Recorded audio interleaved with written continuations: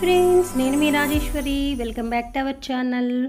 ఓం శ్రీ సరస్వతీ దేవియే నమః. అందరికీ వసంత పంచమి శుభాకాంక్షలు ఫ్రెండ్స్.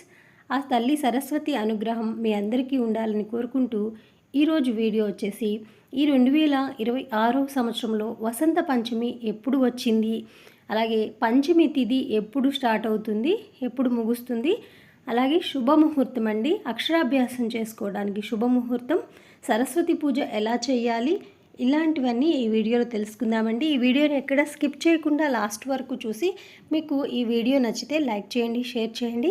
అలాగే మన ఛానల్ని ఫస్ట్ టైం చూస్తున్నట్లయితే ఫ్రెండ్స్, ఇప్పటి వరకు ఎవరు అయినా కొత్తగా చూసేవాళ్ళు సబ్స్క్రైబ్ చేసుకోకపోతే సబ్స్క్రైబ్ చేసి పక్కనే ఉన్న బెల్ని కూడా యాక్టివేట్ చేశారంటే నేను చేసే ప్రతి వీడియో కూడా మీకు నోటిఫికేషన్ వస్తుంది ఫ్రెండ్స్.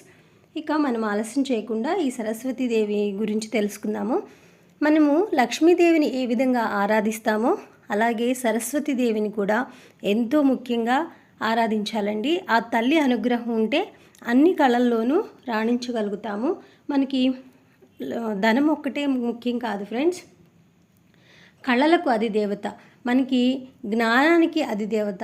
ఎన్నో రకాలుగా మనల్ని ఆ తల్లి రక్షిస్తుంది. మనం వసంత పంచమి రోజే కాకుండా ప్రతి పంచమి రోజు కూడా పిల్లలు, విద్యార్థులే కాదండి, పెద్దవాళ్ళకు కూడా మనకి వ్యాపారంలో అభివృద్ధి లక్ష్మీదేవి కాదు ఫ్రెండ్స్. మన కళలు ఎవరైతే వృత్తి రంగాల్లో ఉంటారో వాళ్ళకి అనుగ్రహం, ఆ తల్లి అనుగ్రహం ఉంటే, సరస్వతి అనుగ్రహం ఉంటే అంతా మంచి జరుగుతుందండి. వసంత పంచమి సరస్వతీదేవిని ఆరాధించడం వల్ల విద్య, కళలు, జ్ఞానంలో అభివృద్ధి కలుగుతుందని విశ్వాసం కూడా చాలా ఉందండి. మాఘమాసంలో శుక్లపక్ష పంచమి నాడు వచ్చే ఈ పండుగను దేశవ్యాప్తంగా అత్యంత భక్తి శ్రద్ధలతో జరుపుకుంటుంటారండి. ఈ రోజున ఆలయాల్లో ప్రత్యేక పూజలు జరుగుతాయి.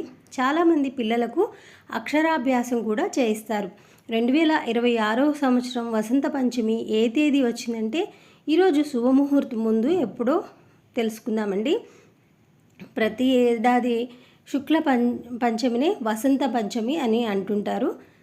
పంచమి ఇప్పుడు తిథి ఎప్పుడు ప్రారంభమైందో చూద్దాము. జనవరి 23 ఉదయం, జనవరి 23వ తారీఖు ఉదయం 2:28 స్టార్ట్ అయ్యి తిథి అండి, పంచమి తిథి మొదలయ్యి జనవరి 24 ఉదయం 1:46 తిథి అనేది ముగుస్తుందండి పంచమి తిథి. ఇక తిథి ప్రకారం పండుగను నిర్ణయించుకోవాలనుకుంటే మనకి 23వ తారీఖు వసంత పంచమి 23వ తారీఖు జరుపుకోవాలి.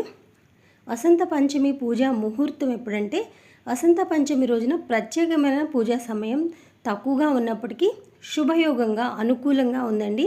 పూజా ముహూర్తం ఉదయం 23వ తారీఖు ఉదయం 7:15 నుండి 12:50 లోపు మీరు చక్కగా ఆ తల్లిని పూజించి ఆమె అనుగ్రహం పొందండి. ఇక అక్షరాభ్యాసం చేయించాలన్నా ఈ సమయంలో చేయించుకోండి, మంచిదండి. 7:15 నుండి మధ్యాహ్నం 12:50 లోపు అక్షరాభ్యాసం చేయించుకోండి చిన్నపిల్లలకి.